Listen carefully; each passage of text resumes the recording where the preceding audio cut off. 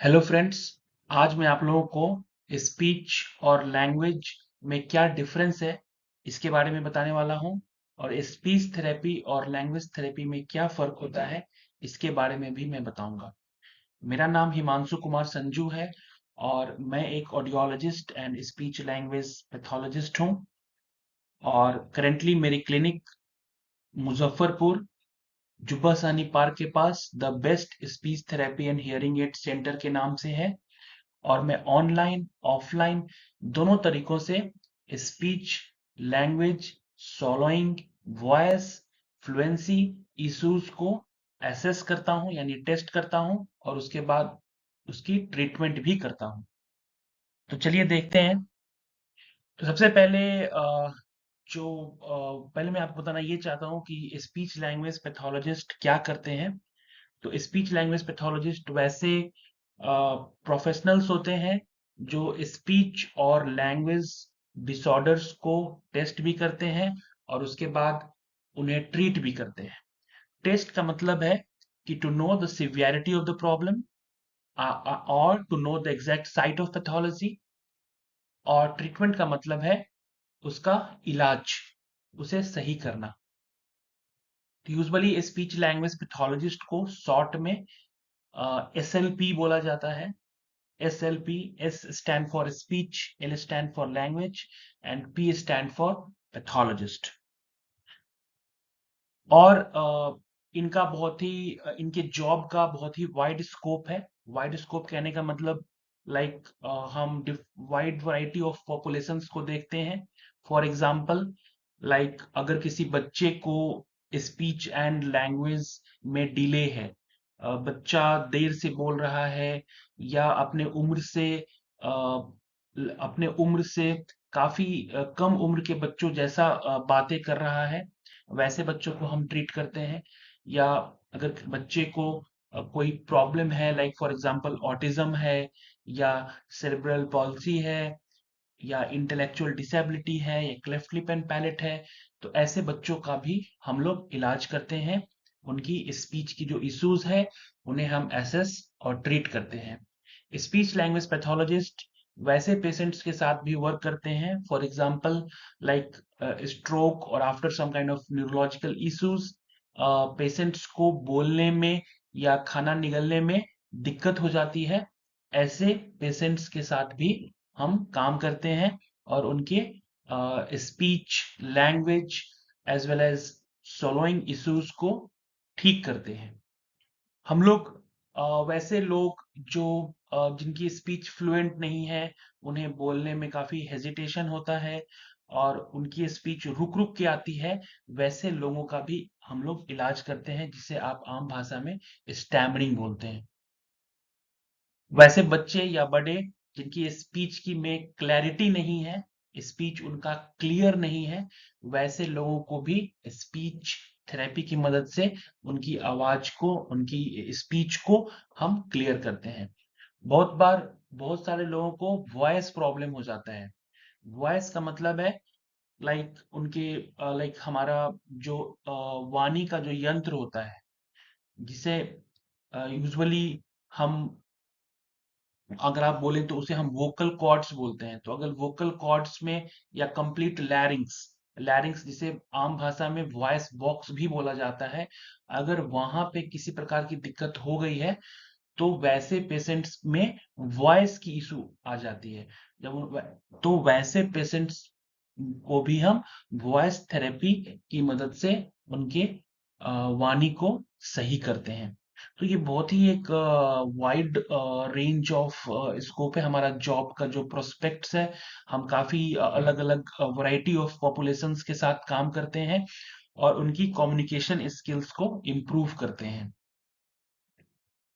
तो कहने का मतलब ये है कि स्पीच थेरेपिस्ट या स्पीच लैंग्वेज पैथोलॉजिस्ट आप कुछ भी बोल सकते हैं, बोथ आर सेम टर्म। या तो आप स्पीच लैंग्वेज पैथोलॉजिस्ट बोले या आप स्पीच थेरेपिस्ट बोले, दोनों का मतलब सेम होता है। और उसी में अगर आपकी स्पेशलाइजेशन है वॉइस में तो हम उन्हें वॉइस थेरेपिस्ट भी बोलते हैं। तो इस तरह से हमें रेफर किया जाता है।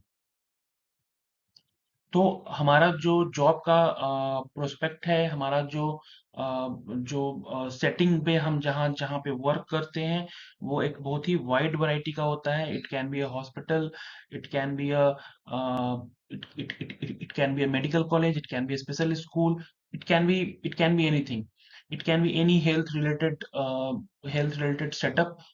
वहाँ पे हम काम कर सकते हैं। और हमारे जो पेशेंट्स के जो एज रेंज होते हैं, वो एक बच्चा भी हो सकता है, एक एडल्ट भी हो सकता है, एक ओल्डर एडल्ट भी हो सकते हैं। तो वो कुछ भी पॉसिबिलिटी है। तो हम इस तरह से वर्क करते हैं। तो बेसिकली किसी और वीडियो में मैं आपको बताऊंगा, like scope of speech language pathologist. अभी का जो हमारा टॉपिक है वो है स्पीच थेरेपी और लैंग्वेज थेरेपी के बीच में क्या डिफरेंस होता है उसके बारे में बताना। So what's the difference? क्या डिफरेंस है language therapy? So language therapy उन बच्चों को दिया जाता है जिनमें एक्सप्रेसिव या रिसेप्टिव लैंग्वेज में इश्यूज हो। फॉर एग्जांपल, और if I talk about receptive language means उन्हें समझने में दिक्कत हो, बात उन्हें समझ नहीं आ रही हो, और आप उन्हें कुछ कमांड दे रहे हैं, उस कमांड को फॉलो नहीं कर पा रहे हैं, तो उसे हम रिसेप्टिव लैंग्वेज प्रॉब्लम बोलते हैं। एक्सप्रेसिव लैंग्वेज का मतलब होता है कि उन्हें अपने आप को एक्सप्रेस करने में प्रॉब्लम हो, अपने थॉट्स को एक्सप्रेस करने में प्रॉब्लम हो, लाइक उन्हें बोलने में प्रॉब्लम हो, लाइक वो बोल नहीं पा रहे हैं जो वो बोलना चाहते हैं। तो वैसे कंडीशंस में हम ये बोलते हैं कि उनकी जो एक्सप्रेसिव लैंग्वेज है वो इफेक्टेड है। तो यही बात यहाँ इस पर्टिकुलर स्लाइड में भी लिखा हुआ है, रिसेप्टिव लैंग्वेज और एक्सप्रेसिव लैंग्वेज में क्या डिफरेंस है। जैसे कि मैंने आपको ऑलरेडी बताया कि अंडरस्टैंडिंग समझने में दिक्कत होती है, या स्टोरी को समझने में, या स्टोरीज से जो इन्फरेंस होते हैं उसे वहां पे दिक्कत होती है। अपने थॉट्स और एक्सप्रेसिव लैंग्वेज की बात की जाए तो अपने थॉट्स को एक्सप्रेस करने में, या पर्टिकुलर वर्ड्स या वोकेबुलरी प्रॉब्लम, या कोई भी स्टोरी जो उन्हें समझ में आ गई है उसे वापस बोलने में दिक्कतें आती हैं। तो स्पीच थेरेपी की मदद से जो भी बच्चे या बड़े जिन्हें स्टटरिंग स्टटरिंग का मतलब स्टैमरिंग, मतलब रुक रुक के बोलना, जो प्रॉब्लम होती है उसे, आर्टिकुलेशन, बहुत बार बच्चे की जो स्पीच में क्लैरिटी है वो नहीं होती है।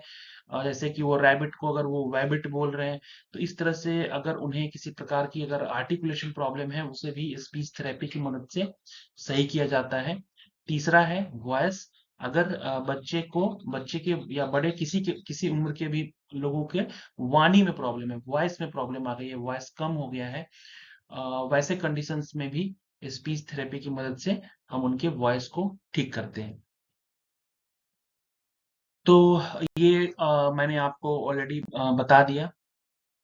सो अगर मान लीजिए फॉर एग्जांपल कोई अगर बच्चा है जो थर्ड ग्रेडर है, और वो को र बोल रहा है, लाइक अगर उसे वैबिट, लाइक रैबिट को वो वैबिट बोल रहा है, या रेडी को वो वेडी बोल रहा है, तो ऐसे केसेस में उस बच्चे को आर्टिकुलेशन डिसऑर्डर हो सकती है, और उसे स्पीच थेरेपी की मदद से सही किया जा सकता है।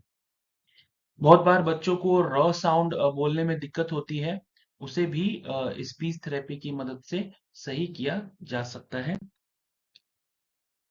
बहुत बार अगर बच्चे को अपने आप को लाइक एक्सप्रेस करने में परेशानी हो रही है, या बोलते समय ग्रामेटिकल मिस्टेक्स हो रहा है, और या उनके जो सेंटेंस हैं वो काफी छोटे छोटे हैं, और सही नहीं है, तो वैसे कंडीशंस में हम वहाँ उसे स्पीच नहीं बोलते हैं, वहाँ हम बोल सकते हैं कि that can be a problem of language. तो वहाँ पे लैंग्वेज की प्रॉब्लम हो सकती है। तो ऐसे कंडीशंस में स्पीच थेरेपी हम नहीं देते हैं, वैसे वैसे बच्चों को हम लैंग्वेज थेरेपी देना प्रेफर करते हैं। तो अगर बच्चा अपने थॉट्स को एक्सप्रेस नहीं कर पा रहा है, जो भी चीज उसे चाहिए वो मांग नहीं पा रहा है, तो ये एक एग्जाम्पल है लैंग्वेज प्रॉब्लम का, और इसे लैंग्वेज थेरेपी की मदद से सही किया जाता है। अब एक और एग्जाम्पल है जिसमें ये दिखाया गया है कि एक बच्चा है जिसे स्नेक बोलना है, लेकिन वो स्नेक तो स को बोलने में काफी समय लगा, या अगर उसे बोलना है आई कैन डू इट, तो वो आई कैन डू इट बोल रहा है। तो ऐसे कंडीशंस में हम बोल सकते हैं कि बच्चे को स्टटरिंग इशू हो सकता है या फ्लुएंसी प्रॉब्लम हो सकता है।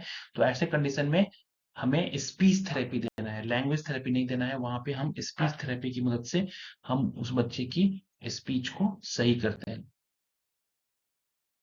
तो स्पीच थेरेपी, जैसे कि मैंने बताया कि अगर अगर बच्चे को स्टटरिंग में या वॉइस में या आर्टिकुलेशन इश्यूज हैं, तो ऐसे कंडीशंस में स्पीच थेरेपी की मदद से हम उन्हें उनकी स्पीच को सही करते हैं। Your student usually respond to your questions with answer that do not relate. तो अगर कोई ऐसा बच्चा है जिसे आप कुछ पूछ रहे हैं और वो आंसर कुछ और दे रहा है, तो इसका मतलब है कि वो उस क्वेश्चन को समझ नहीं पाया। तो ये एक लैंग्वेज प्रॉब्लम है, ये स्पीच इश्यूज नहीं है। तो फॉर एग्जाम्पल, अगर आप कोई कमांड दे रहे हैं बच्चे को, लेकिन वो कमांड को फॉलो नहीं कर रहा है, या वो कमांड जो कमांड आप दे रहे हैं उसकी जगह वो कोई दूसरा कमांड फॉलो कर रहा है, तो वैसे कंडीशन में हम ये बोल सकते हैं कि बच्चे ने आपकी बात नहीं समझी। तो that can be a problem of receptive language. तो वहां हम बोल सकते हैं कि बच्चे को रिसेप्टिव लैंग्वेज में इश्यूज है। तो ऐसे कंडीशंस में बच्चे को लैंग्वेज थेरेपी की मदद से हम सही करते हैं। सो अगर आपके पास अगर कोई क्वेश्चन हो तो आप मुझे ईमेल कर सकते हैं, bestSpeechandHearing@gmail.com पे। Thank you.